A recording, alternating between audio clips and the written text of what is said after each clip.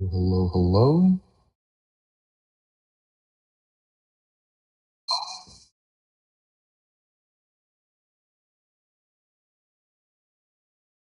We are early and late at the same time. I'm an hour early, but 2 minutes late. Um, yeah, I have something at 6, so I move this an hour forward. Um,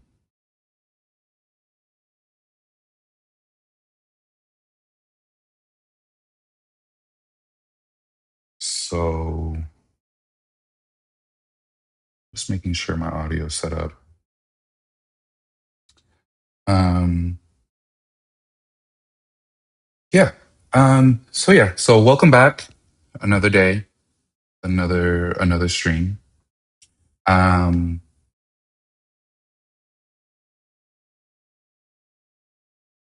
I think we're gonna do more reacts. We're going back to TikTok because Instagram and YouTube was very dry with the content. So we're gonna try to look at more videos on TikTok, and I'll be answering questions, explaining stuff on the way. Um, cool. All right. So let's see. What I do miss about YouTube is you could like filter and stuff. This is just so instead of doing live coding for beginners, I was doing setups. So maybe we'll have like a little bit of different um maybe these won't be geared for beginners, but I think it's still good to um, take a look, see what people are using. Everyone talks about vibe coding, but nobody actually shows you the setup that makes it work. Here's how to set up Claude Code if you're a complete beginner. First, go to Claude AI and create an account. You will also need the Pro plan because Claude Code is only available to paid. True, I didn't know it was part of the paid plan. Usually with all these other tools, it's free, but you have to pay for this. So, but I think it's good. This is what I use. This is what I use. No sponsor. Users. Next, download Visual Studio Code on your computer. Once it's installed, go to the sidebar and click the Extensions tab. It looks like a bunch of squares. Search for Claude Code. You want the extension with millions of downloads that's published by Anthropic, then click Install. Once it installs, you'll see the orange Claude icon in the top right of the VS Code. This is where you interact with Claude directly. Just found it funny. She said the VS Code. Um, yeah, if you actually are like coding and you want to look at code, then yeah, VS Code is like very popular with like web engineers and other people. Inside your editor. Now here's the part most people miss. Just opening Claude doesn't magically make coding easy. You still need to know what to ask it. This is where tools like Vovi AI help a lot. Vovi basically helps you turn your idea into structured prompt for AI coding tools.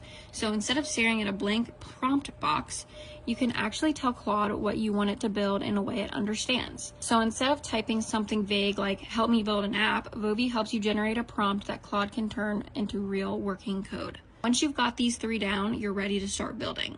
Save this so you have full setup when you start coding. Everyone talks. That sounds cool.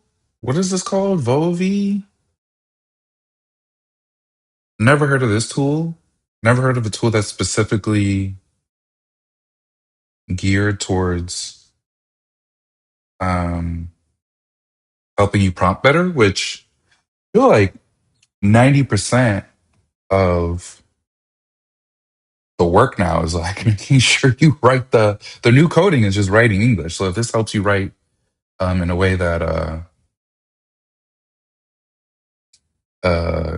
that Claude and all these other AI tools can understand and help you build the right thing. It's like drag and drop, kind of like it's like a Duolingo but for AIs. Um, I always find it funny when companies are always have like these brands. I'm like Fox, ABC News, they're using cool. So, and they even have create apps um, so you can use prompted to help you build an app or a website. So this is pretty cool. This is a cool idea. I wonder how they make money. Okay, see, here we go. $5 a month. Uh, Oh, there's a free plan. So you get 10 messages and basic prompt enhancement. Okay. Um, and then you have that, or you go up to $30. Cool. Learn something new. Uh, let's do I this spent one. about 1,000 hours vibe coding now, so you don't have to. So here's everything you have to know about vibe coding in less than 60 seconds. So before you even get started, you're going to need what's called a product requirement document. So this is going to be a document that outlines 10 out of 10, 10 out of 10. You need to know what you're building. It's measure twice, cut once. every individual feature of your app. Here's a template that's really good for this, or you can talk to an LLM like ChatGPT, Claude, or Gemini and just give it every single aspect of your app and it'll give you a PRD document for you. Don't skip. Yeah, if you make sure you ask, like, hey, I'm not technical at all, and I'm trying to get a PRD that's like super detailed to have some other AI tool build it. You have to give it that context so it knows like what to write.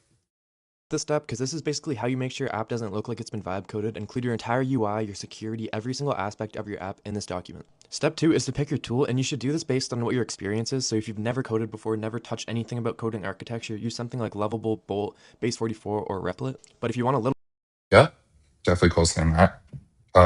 You do use the more simple ones when you don't really know that much about coding.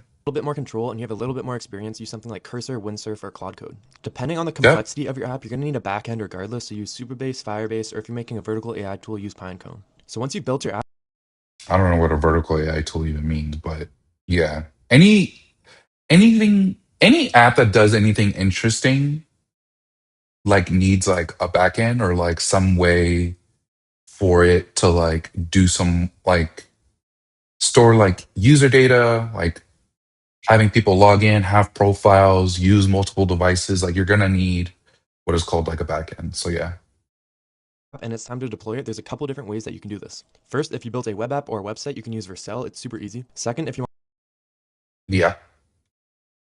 I don't think I've used Vercel, but yeah, a lot of people just use Vercel. want to put your app in the Apple App Store, you're going to need an Apple developer account, which is $100 every year. And then if you want to No one talks about this. You, yeah, to get an app in the app store. That's why I'm like confused on how some of these.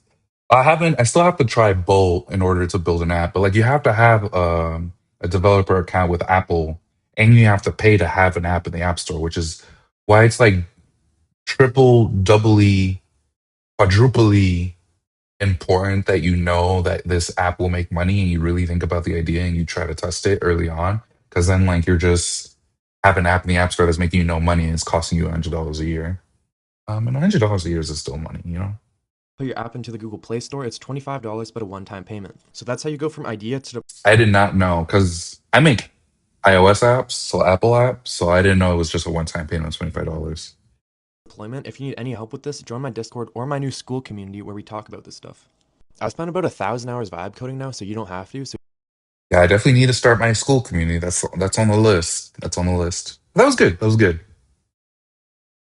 Let's do I've this. been coding since I was 10, so I'm going to show you the exact best setup that lets me ship 10,000 lines of code a week without bugs in production, not slop mashed together, not actually maintainable. One, if you're using Cursor, you're so behind. You are so behind. They used to be good when you needed to review code. Now, Codex has gone a huge level up with their Spark, whereas the top model with top speed of Cerebrus, which uses wafer chips, all to you in one terminal. So literally, it's blazingly fast. The whole problem of waiting for it to review your entire 1 million lines of code base and then figure it out is gone. It goes so fast.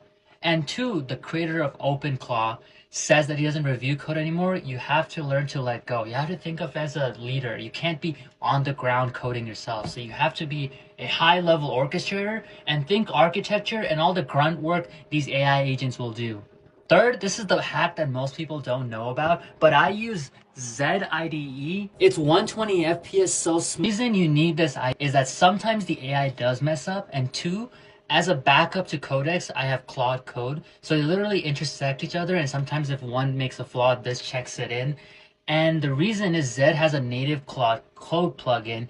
And third, and this is how you can tell I've been coding for a long while, because I put 5 repos under one agent to look at for both Codex and Claude Code, when I do want to sometimes review the code to make a minor tweak here and there, Cursor will kill your computer. It is too laggy. It's made on VS Code, which is made on Electron, whereas Z is written on Rust. And if you don't know what Rust, you're definitely a vibe coder. But don't worry, it's like a MacBook Pro Max versus an iPad. So it's literally all these lines of code, buttery smooth. This is the best setup, hands down. I don't think anyone can challenge it. I think this was an ad I've been for coding whatever he since I was talking about at the end. Um, I don't know. Um,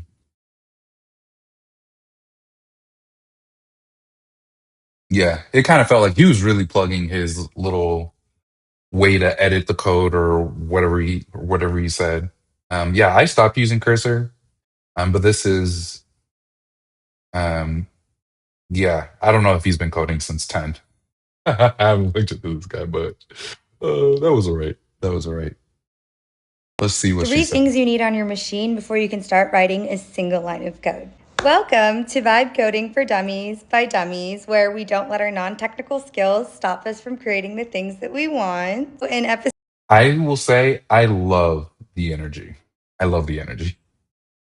2, I'm going to walk you through the tools and systems that I downloaded to set myself up to start writing code for this app I'm working on. And I'm just going to explain to you a little bit of why I downloaded them and why they exist so you can learn with me. Okay, so the first thing you're going to want to download, it's going to be Claude Code, and it's basically the AI. Okay, this is 5 minutes and 35 seconds. Though I love the energy, I don't have the attention span right now. I'm cooked. I'm cooked. I am cooked. Too So I long. entirely vibe coded this website for a cookie company, and here's exactly how I did it. So the number one mistake that I see people making when they're getting into vibe coding, especially if you're trying to sell something to someone, is that your app looks like it's been vibe coded. People are getting really good at being able to tell when something's AI and when it's low effort, so if it looks like it's been vibe coded, then you just lose all of your credibility right away. So I'm gonna go over 3 different ways you can take your vibe coded apps from looking like this to looking something like this, along with my entire workflow of how I set these things up. So for this example, I'm gonna show you how to make an engaging landing page that doesn't look like it's been vibe coded. So for tips 1 and 2 is I head over to Claude and I tell it to generate a product requirement document, but I include screenshots from designs that I like, and I also tell it to use the best front-end design principles that it can find on the internet. So what I like to do before That's really good. One, plan. Super good. Having examples of like what you want, like if there's like websites that you do like or that look really cool. I think there's like websites that have, I think we were looking at like Mobbin and Dribble and Behance. Oh no, that's like the freelancer one. Um, but yeah, examples go a long way. Like pictures, videos. Maybe you do have code of something else that's like that you really like. As long as it's like open source, you didn't steal it or anything. But yeah, examples will take it a long way. Otherwise, again, like you'll say like, oh, I want a really cool landing page, but it has nothing to go off. So it's gonna print you a Honda Civic if you don't give it instructions to give you a Ferrari. So I think that's really good. I even generate my PRD document is to get a prompt that I can give back to it to generate that document. And then I take this PRD file and I paste it to Claude Code inside of Cursor. So this is what it ended up giving us on our first try. I love how the last guy was like, stop using cursor, and this one is like using cursor. People are really figuring it out. If people have like if they say like this is the definitive way to vibe code or use AI tools to build apps or whatever, they're probably selling something. That's how I feel. Um, I say do it the way that works for you. And while it looks fine, it doesn't really feel polished and it doesn't really feel like anything special like someone would actually come and pay for. So for my third tip to add elements that actually look cool and make it feel like it's not been vibe coded, I go to 21st Dev and I pick design elements that I think would look good in my design. So for example, I think this globe would look 21st Dev. 21st Dev? What is this called? Okay, cool. Uh,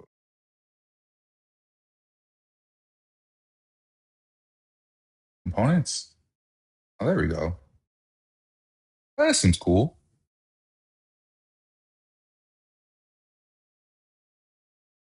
I mean, the thing is like eventually, like a lot of websites will look like this, and then it will still look like it's vibe coded. Having like a website that looks vibe coded or not really comes down to having a designer. And I think we talked about this in one of the other lives of kind of the skill sets that you need. Like a lot of people think like engineers are going to be the ones that will make your website look great. Though like even though like a lot of engineers are not creative in that way, like right, like I don't know anything about colors or fonts or layouts. Like that's really what a designer is about. It's like the difference between someone who's like an architect versus like an interior designer. Like and like you're expecting the architect to make the inside of your house look great, but that's like somebody else's job. So yeah, you could use templates and stuff, but like I feel like designers are gonna be, you know, in order to have it not look like everything else, like you're gonna want like a designer, or you have to have like that creative eye of like, okay, I see a lot of people are using this template. It's kind of like fashion. It's like once you see people, like once you start wearing something and then you see that a bunch of other people are wearing it, it's gonna look played out. Um, so then you have to move on to something else. And I feel like it's gonna be the same thing with like this whole idea of something looking vibe coded. That's gonna be like a moving target.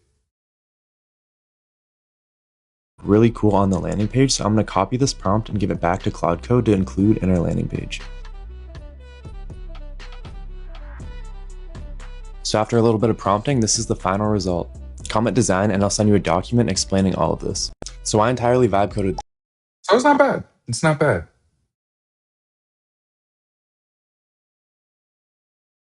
It's not bad. I think we already seen that one. How to set up Claude Code, OpenClaw. I think we already seen this one. Um, Everyone talks okay. about vibe coding, but nobody actually shows you the setup that makes it work. Here's how to set up Claude Code if you're a complete beginner. First, go to Claude AI and create an account. You'll need the Pro plan because Claude Code is only available to paid users. Next, download Visual Studio Code on your computer. Once it's installed, Is this the same one? go to the sidebar and click the Extensions tab. It looks like a bunch of squares. You want the extension that has millions of downloads that's published by Anthropic. Then click I think Install. it's the Once same it one. installs, you'll see the orange What the? I feel like this was like the same one. Didn't we see this already? Am I bugging out?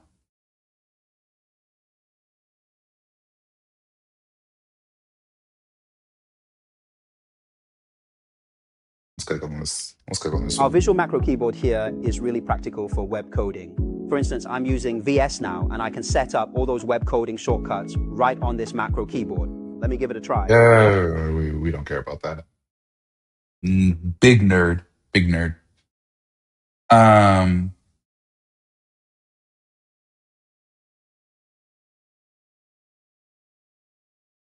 how to structure vibe coded projects. Here's 3 ways to structure your projects so they don't get messed up when you're vibe coding. The first one is a tip for the front end. Pretty simple, keep different pages as different files. Like in my app, I have a Pomodoro timer, a habit tracker, long-term goal tracker, and each page is a different file. And if the page is really complex, ask the agent to break it down into sub-files or sub-components. Second tip is for the This is a little bit. I don't want to see code. We're vibe coding. If you're looking at code, you're doing it wrong. Let's just let the robot figure out how to structure everything. Okay, let's look at this one. It has like 8,000 likes. This is the one prompt you need to put into Cursor to never build half-finished apps again, because it tells Cursor exactly how to break things down step by step and put them into a checklist. Then it can go through it step by step, check in with you if it looks good, and never miss any part again. And it also avoids this context overload. For example, here I'm trying to build a scan. We're gonna have to run that again. I was not paying attention. This is the one prompt you need to put into Cursor to never build half-finished apps again, because it tells Cursor exactly how to break things down step by step and put them into a checklist. Then it can go through it step by step, check in with you if it looks good, and never miss any part again. And it also avoids this context overload. For example, here I'm trying to build a scanner for tracking your calories when you eat food, and it just spit out this really long checklist for me that I can now use to tick off one by one. So here Cursor is now proceeding with the first step, and then it asks me, hey, does it look good? And I can say yes or no. If it looks good, it ticks it off, and then it proceeds to the next step. And you can continue doing this again and again. Even later, when you have a really big repo, you can simply replace the prompt by adding the new feature that you want to add, and it'll automatically adapt. It'll create a plan, tick it off one by one, and then you can basically just watch it tick off everything step by step, as if you were just kind of overlooking a developer, which means no more half-finished apps or missing important things or getting stuck on different types of context, because you have it all in one big file. So save this into your cursor preferences so that you can apply this prompt in literally any project that you're working on. And by the way, this also works with Claude Code, Windsurf, or any of the other AI coding tools. And if you like this prompt as well, just comment prompt and I'll DM you. This is the one. This is kind of funny because he just described plan mode, and I was looking at the date. This was last year in August, I think. Um, and like, yeah, he just described plan mode, which is, I think we use this to build the booking site. Is you describe what you wanted to do, it'll come up with a plan, create a bunch of tasks, and then start checking them off one by one. And then now, literally, all the tools, I haven't used Windsurf, but literally all the other tools do this automatically. You just say, hey, go in plan mode and do this thing. So it's kind of interesting that he mentions this. It's like, okay, now and I actually did this before Cursor had plan mode when I was working, because I was like, no, like I want a plan mode and I want to break this up into like individual tasks. I forgot when I did that. But yeah, it refactored, like, it just redid like whole chunks of code that I was looking at. So this is really good, but like, I mean, you don't have to do this. It's done by default. Uh, it has like best practices and stuff, which, I mean, you could always add that in there, but that's like a whole different topic. But planning and checking things off and making sure it doesn't forget things, like, yeah, well, that's already built in. Mhm.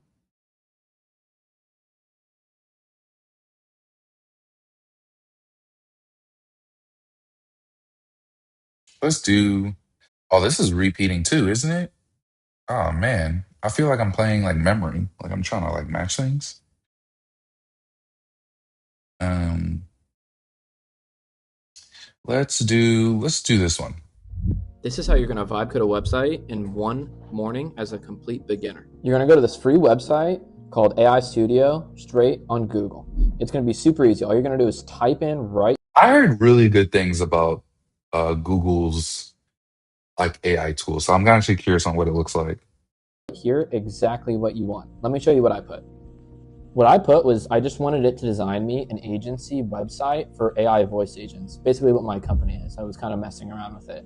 I said in the style of Vercel, very minimalistic, and just added a few keywords that I honestly got off ChatGPT, and it built me something just like this. Stop missing calls, stop losing revenue. And it works really well. The buttons work. You can see even had this little tiny voice agent. It's like a little Vappy widget. All you have to do is give it this webhook right here and put it through a N8M workflow that can basically put all of the new leads that you get off your forms, your CTAs, and even that calling agent into Airtable or Google Sheets and have it send you an email. I just got an email saying, hey, someone called the agent and had this transcript and this is what they wanted from it. I know very little about vibe coding, Claude Code, and all that. I was able to do this in just a day. And honestly, I'm keeping this website. It's done so well, better than anything I could have ever done. It has great lead magnets.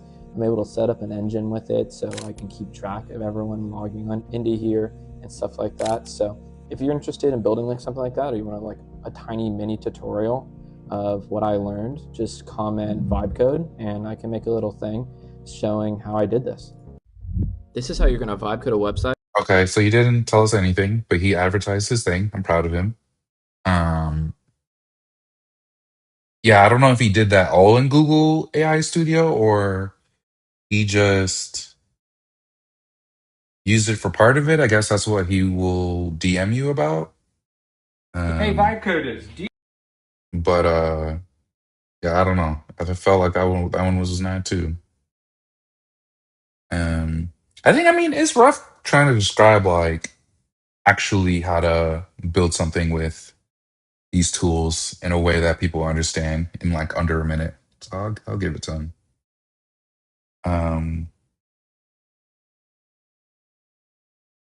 let's see. me click this one. The fastest way to get better at vibe coding isn't learning. I feel like, yeah, it's offsetting again. The fastest way to get better. Okay. So that's what this video.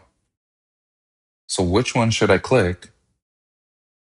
So I feel like I have to, this is 1, 2, 3, 4. So I have to go 1, 2, 3, 4. I made over 22,500. No? One too many? Hey, There you fucktard, go. this is the exact process you're gonna use to vibe code your That was me. Uncultured. first app in the next 7 days so you can finally get laid and get some pussy. God damn, hold on a bit, stop. Hey, yo, this is good thing I didn't say the stream was for kids. He's taking this all aggressive. Stop coding. Before you start coding, you need to spend 1 hour and create a detailed PRD. You don't know what the fuck you're doing, and neither does the AI. So put all the details about your app in a document, give it to ChatGPT, and ask it to turn it into a PRD. Then tell ChatGPT It's pretty good, pretty good. you're about to design this app and ask it for a JSON prompt to fully build out this app. So now it's time to build this. I don't know what a JSON. Well, I know what JSON is. I know what a prompt is. What is a JSON prompt? He just kind of said that. Maybe this will make sense in step 2. Motherfucker. So open up a new project in Lovable and enter in that JSON prompt that ChatGPT gave you. Go back and forth with Lovable until you like what you see and until it works perfectly. Add in all the pages, all the components. Do not leave Lovable until the app is fully designed and it's working with sample data. Then all you're gonna do is connect to the damn GitHub. Just click the GitHub icon in the fucking top right hand corner and connect it to GitHub. And now all your code is on GitHub, so just go to that GitHub page and click download zip file. Then all you do is open it in Cursor. You guys get so confused with this part. So now there's only 3 things left to do in Cursor and we're done. Number 1, create and connect our backend with. I don't know why you had to download it, connect it to GitHub, download it, open it in another tool just to connect a database when you could just done that in Lovable. Why do that? Is he sponsored? What are we doing? Supabase. Literally just ask ChatGPT to use your PRD to create the database schema and then connect it to your app. And then second, we're gonna create our auth and login with BetterAuth. So first thing you're gonna do is copy and paste the link to the BetterAuth docs into your Cursor prompt so Cursor has context. Then just ask Cursor to build out your login flow and create beautiful. Supabase already has login.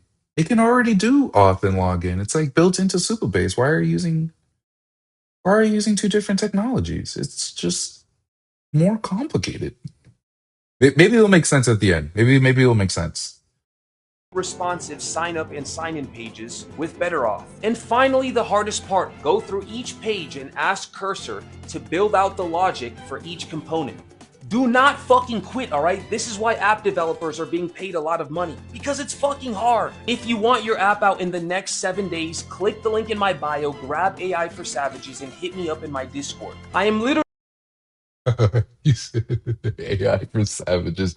I need to come up with this marketing and branding is too good. I'm gonna man, I need to do more. I need to figure this out. building and marketing my own app alongside of you. Hey fucktard, this is the Hey man.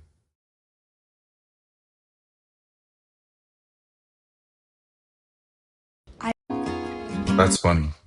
That's funny. I like that one. Okay. Yeah, I didn't know why he had to use like 3 or 4 different technologies when it felt like you could just build the whole thing in Lovable. Maybe this was old. Maybe that's what it was. Maybe this was old. Let hey me see the fuck date on this. Oh yeah, it was like middle of last year. Oh yeah, come on now. Come on now. This is why. This is they like every month these tools are getting better and better and like integrating more and more things. So yeah, now Lovable, like we just did this like a week ago or something like that. This is oof. He needs to come out with an update.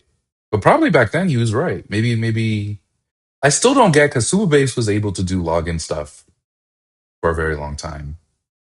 So I don't know why he wanted to use Better Off. Um,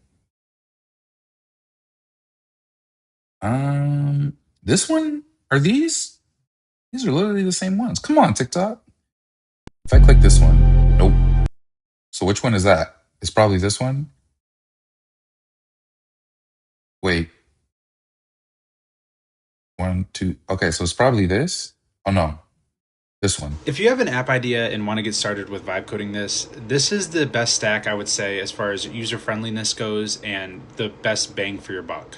So to start, I would say the backend database you should use is Postgres and specifically supabase.com. You know, this provides authentication, storage buckets, your typical relational database. For your front end framework, I would go with Next.js, and this is really just because the combination between Next.js and Vercel is very seamless. All you have to do is post your code into your GitHub repository, and boom, Vercel will update it for you automatically and host it out there. And then for your coding agent, you could go with Gemini, but this is where I think it's very valuable to upgrade and spend a little bit money, $20 a month, and go with Claude Code. The performance of Claude Code outshines any other coding agent on the market by a mile, in my opinion. And if you need a payment processor, I would 100% go with Stripe. Stripe is very easy to integrate. It's seamless. You know, it has a ton of, the documentation out there is great in case you need to research on anything in particular. And then as far as upgrading goes, the upgrades I would apply to start, I would buy my own custom domain, which is, you know, between like $5 and $20 a year generally. You can purchase this right on Vercel. Next, I would go with Vercel Premium, the Pro plan, just to boost up those servers, you know, get some of the additional pro features that you wouldn't get if you're not paying monthly. And then lastly, I would probably upgrade Supabase, pay like the $25 a month. And then I think just with this stack right here, you can build out some really good applications. If you have an app idea and want, I feel like that was more for me. A lot of nerd stuff. Um, yeah, yeah. But then it's just like, why can't I just use Lovable? But again, this one is like end of last year. Um, uh, using Cloud Code. I feel like you would just use whatever technologies the fucking tools decide. Um, yeah, the nerds are arguing. The nerds are arguing in the comments. Um, let's find another one. Vibe coding as a PM. This is a non-technical person. Let's check it out. I vibe coded an Oh, entire. I keep forgetting. So what? Would it be this one? No. This one. Everyone keeps There asking we me go. what vibe coding looks like inside of big tech. So let me walk you through a real example. My name is Tori. I'm a product manager at Instagram, and internally there's a big push to start vibe prototyping. Here's how that actually plays out. Step one, I have an idea. Let's say this is a brand new idea for an editing tool for creators on Instagram. Instead of having to write a PRD or set up a meeting with 30 people in order to kick off that idea, I'll open one of our internal AI tools and describe to it the user problem, the opportunity, and how I see the general flow working. I'll ask the tool to generate a rough UI that's based on our actual app and ensure that I cover edge cases and basic logic. One of my favorite tools to use for this is our internal version of Claude. So step two, next, I'll actually take that rough idea and rough outline and actually vibe code it. This means I'm literally building a clickable prototype that you can actually interact with and see how the flow might work. This is great because it means there's no handoff, no waiting for someone to get back to you. You can literally iterate in real time.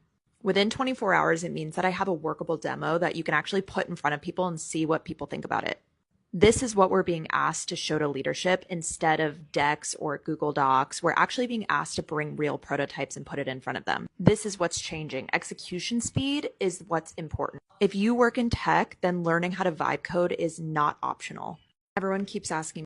This is actually something like I see a lot of like videos around of, you know, we don't need engineers anymore, and like people are making like landing pages for like their business and stuff. And I'm like, man, I didn't want to build that anyways. But this is a lot more scary when you have someone who really sees like the ones and zeros of the matrix and of the market landscape, and they can see where the problems are and build prototypes and then eventually build like actual market ready apps.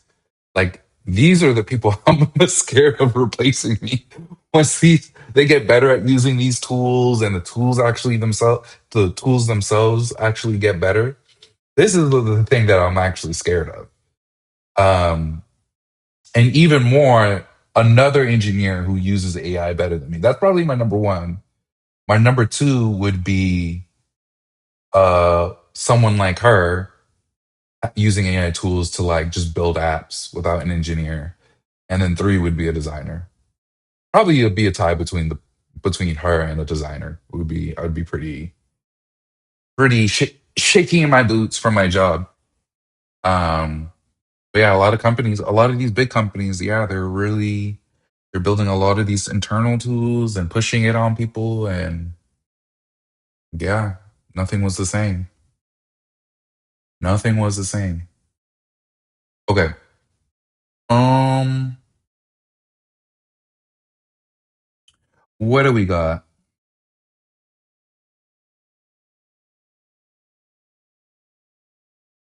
This is not gonna work, is it? 95% of the web. Okay. That's this one. So it'd be this one? No, this one.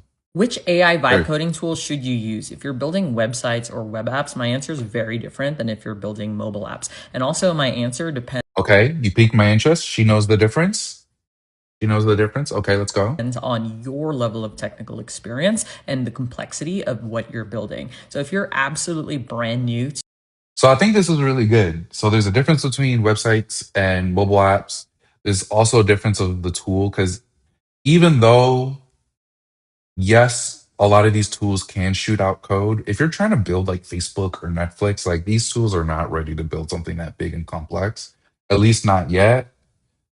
And then also, especially if you don't have experience actually like building and like coding, like maybe with like Claude Code, I could rebuild like Facebook, with a lot of effort. But if you don't have the experience, then it would be pretty rough.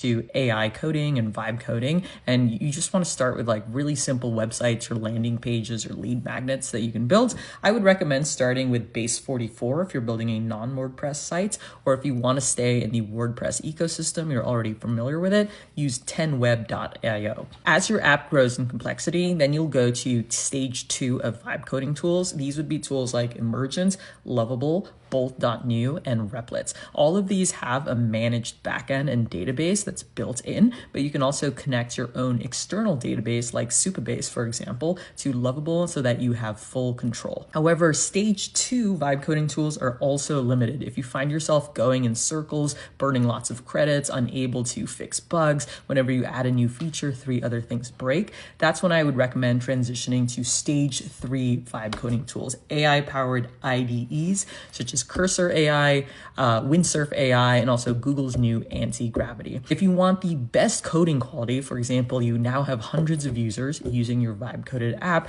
and you really need to take it to the next level, you care about code quality, maintainable code, you care about refactoring, switch to Claude Code. This is the way I think about vibe coding tools, stages 1, 2, 3, 4, and you naturally progress higher stages with Claude Code, for example, at the end as your app grows in complexity, or if you are more technical to begin with. Which AI vibe? I really like this video. I didn't know because base 44, I always thought was in the same lane as Lovable. So I actually don't know uh, what's different. Uh, what's different with this one? Um, how this is like a lot easier. Maybe this doesn't have like backend stuff like she mentioned with like level 2. But yeah, definitely it's on my list to try. I think this is a really good video. Really stick with the simple stuff as you your thing gets bigger, starts getting more complex, you could always switch out these tools because it's code at the end of the day. You could just hook up the code to a different tool and say like, "Hey, keep building." So I think this is a good tip um, for progression. Okay, let's see if there's another one. How to make.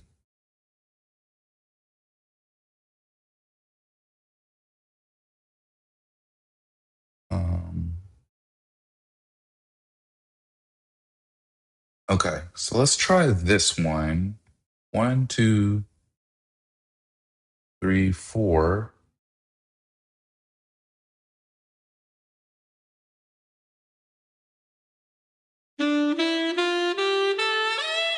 Wait, do we have to go over one more?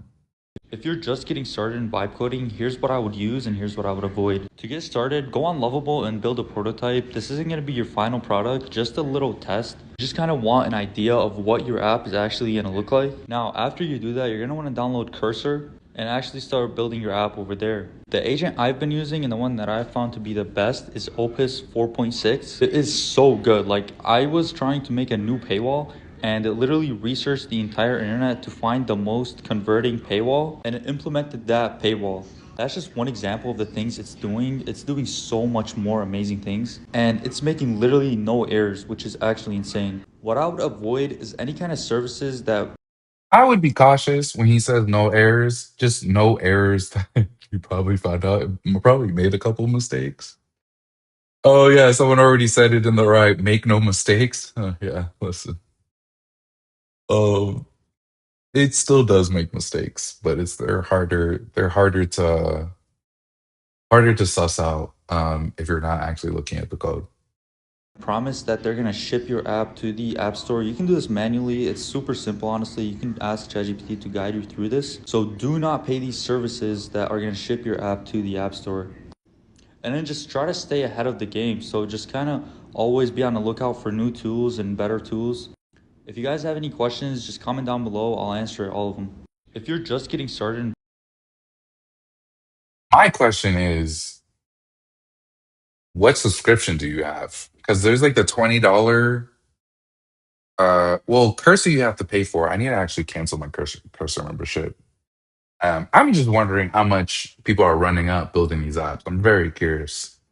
Um, like how much per month? Sometimes like you run out of credits, like kind of like you run out of tokens at the arcade and you have to go get more tokens. So I'm actually very curious.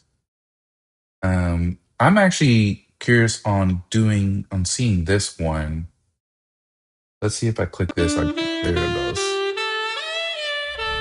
Yo, I'm taking risks, getting my paper right. Aye, karma might get them, they gotta pay the price. I'm feeling low, it could be worse. All of my VV shine.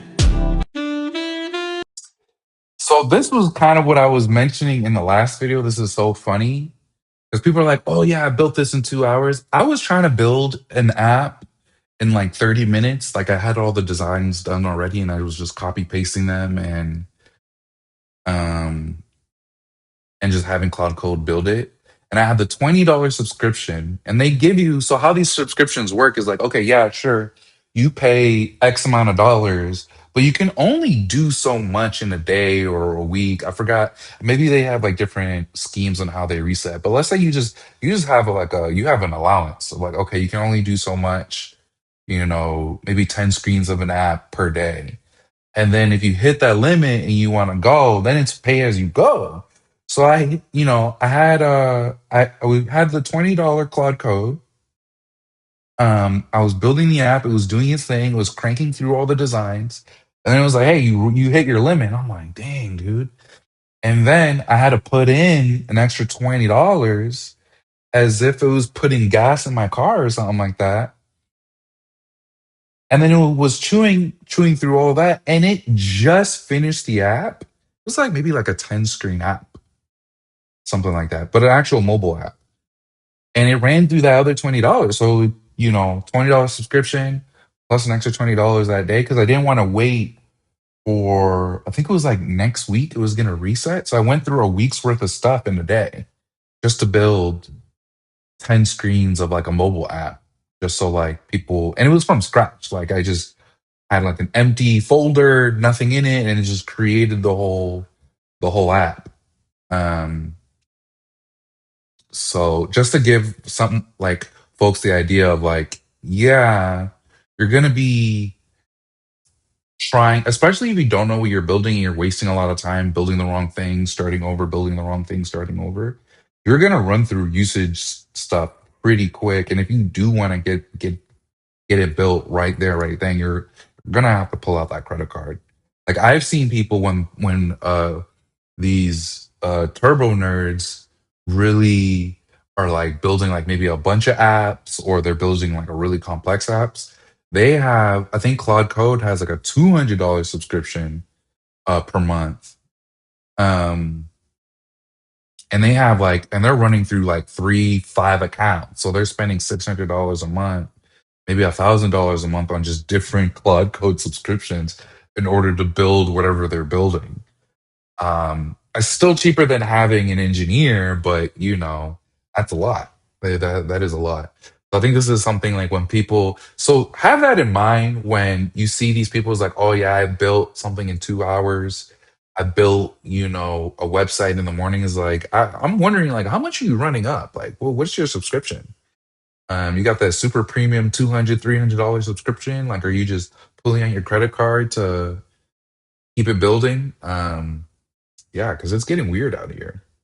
And I also read somewhere, don't hold me to this, um, that even the the price, so like the dollar per action that these AI tools are already super cheap. Like I don't know if Anthropic or OpenAI or any of these companies that own these like AI tools are really making money. They're just trying to get people to use them. So like if they do want to keep making money and not discount, if that's true, then prices will go up once they're like, okay, now it's time to start making money, and like it's gonna get more expensive. So we'll see. We'll see what happens. We'll see what happens.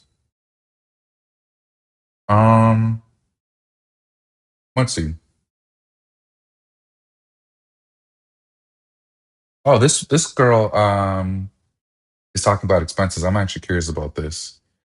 Is it this one? Will it be this one? Really powerful website. You Nope. probably should. One more over. This is my week 39 of learning to vibe code without a software development background. This week, I noticed something very interesting. I think the rise of vibe coding is changing the order of how development is done. Let me backtrack. So although I don't have any experience in software development, I have lots of experience in product management. And if you work in tech, you're probably familiar with agile development. You've probably seen that usually it starts with a product vision and strategy, and then the product manager comes in and turns them into PRDs and user stories. And then that gets handed off to a designer who will design the UI and the UX before it goes to the developers to be actually developed, and then finally moves on to the QA team who will do the testing. Now, of course, that is a huge simplification. That is, I mean, she says it was a simplification, but that is a really good summation of like the different positions and how big companies go from like, okay, we have this vision for this new app or this new feature, then going from idea to like actually code out the door that people will use. And like, AI is taking bits out of everybody's job. Um so I think that was a good summation. So I'm curious on what this is a 3-minute video, so I think this will be the last one before we sign off because I do have a meeting right after this. So let's just see the rest of what she says because it's so far it's like interesting. Of the process. It's not always sequential like that, and people do work together. However, there are points of handoff when you go from person to person, team to team. Now, with solo vibe coding, you are your own product manager and designer and developer and QA. You are everything. And you don't That necessarily need is to so communicate with true. anyone to hand off those requirements or vision. So, what I noticed is that instead of the entire process like I described, I start where it's most mission critical or where it is most likely to fail. For example, in my holiday card project, the most crucial piece is the image generation. So I spent a lot of time up front really fine tuning that prompt with different styles, different descriptions, changing words to see which version looks better until I was very happy and seeing a consistent output from the prompt. And then I went to build the UI and the UX and the email sending service as well as the backend. Now, when I was making this 3D interactive map of the most influential AI experts on X, I kind of knew that the data will be there and the different search functions and filtering functions is a given. But the most mission critical piece for me was the 3D interactive map. It had to be visually appealing and clear. It had to be smart and interactive. So what I did was take 30 dummy accounts and prototype that animation and interaction in the middle first. And I fine-tuned this a lot until I was very happy with the animation. And then I went and designed the left panel and the filtering function. And then finally, towards the end is when I actually got the API to go and pull actual real data and real accounts. Now, I started looking back on this because this week I started vibe coding my first ever iOS app. And so I was just chatting with Claude. So before she gets on to that next one, I think it's again why like having product managers have AI and they can just build whatever they want. It's like the most scariest thing because that's like their job to identify like, okay, for this idea, she said mission critical, which is really like, what is like the most important part of this idea or this app? Like, what is like the thing that's going to sink or float this thing? And let's just focus all our energy in that. So, in the first idea, she didn't really worry about what it looked like. She was worried about the wording and stuff like that. But then for this one, the map, it was like, no, like the whole idea is that interactivity and like the visual, like it's like the data visualization piece. So, like, you know um so being able to focus like your more your energy on like, okay, let's really build this out and really make sure that this works in the right way, otherwise there's no point in doing anything else. That's like going to be like the real art of building apps and websites in the future. And I mean, anyone can do that. And I think, if you're a business owner, you probably know like, okay, if I am going to build a tool to help my business, like this is going to be the part that really needs to work the best. So really anyone can do that. You don't have to be a product manager, but like that mindset and that skill set is going to be the most important piece. And that's because that's how you're going to guide the AI to actually build the right thing and do the right thing.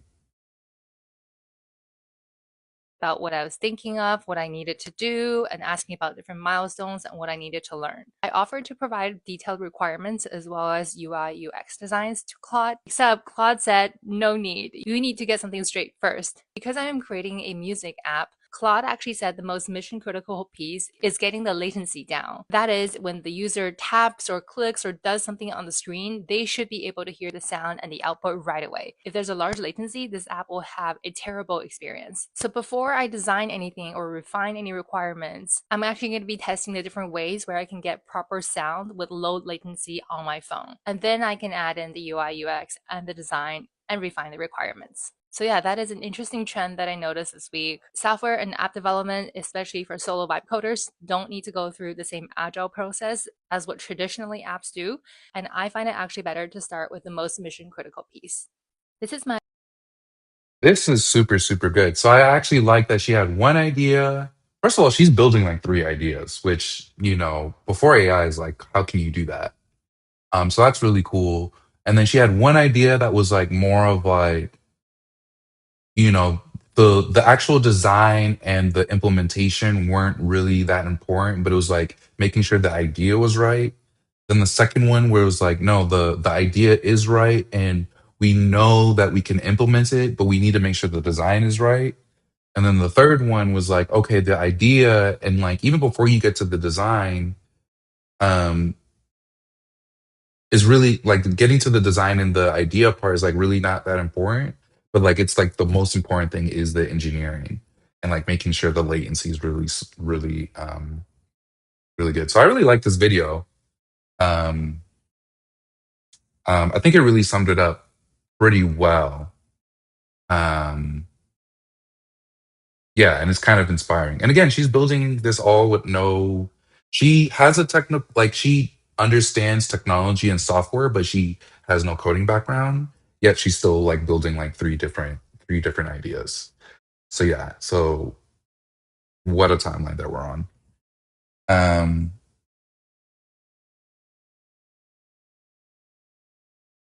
okay. So with that, we're gonna wrap it up. Thank you for another live. We'll be back next week on Monday at 6 p.m. I promise. Because my schedule's been all over the place. So yeah, I'm on YouTube streaming. So subscribe. So you can see when I go live again. I'll be doing. Hopefully, I'll be doing like some more. We'll try to see if we're gonna do more reacts next week. There's it's just so easy just to react to stuff, but I do want to try switching it up. And then also, I'm on Facebook, Instagram, and TikTok as well. Alvin Makes Apps on everything. So please follow me there if you want me to go live. We'll be posting content on there too. And yeah, appreciate it. See you on the next one.